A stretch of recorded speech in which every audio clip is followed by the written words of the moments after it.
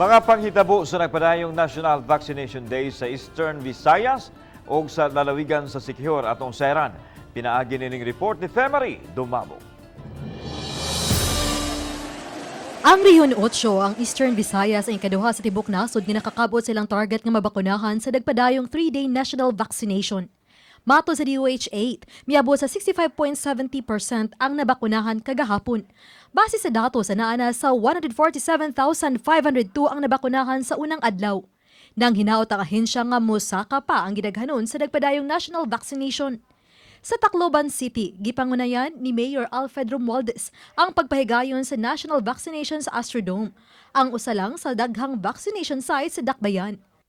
Sa Canavid, Samar, gibadabanang miabot sa kapin 2,000 nga residente ang mihugop sa vaccination center sa unang adlaw. Tungod sa kadaghang tao nga miadto sa vaccination center, wa na masunod ang social distancing. Ang munisipyo ang nag-una sa gidaghanon sa mga nagpabakuna sa Eastern Samar.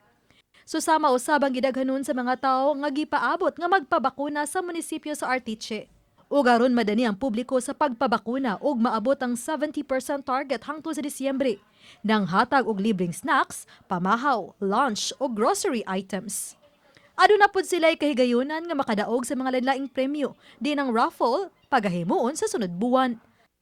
Samtang sa Maasin City, 3,568 ang ilang nabakunahan sa unang adlaw, mas taas kini sa target nila nga 3,500.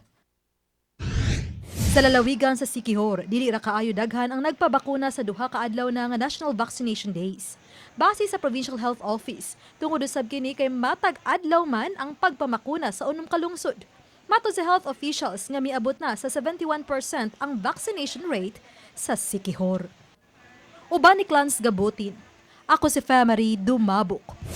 Balitang Bisdak!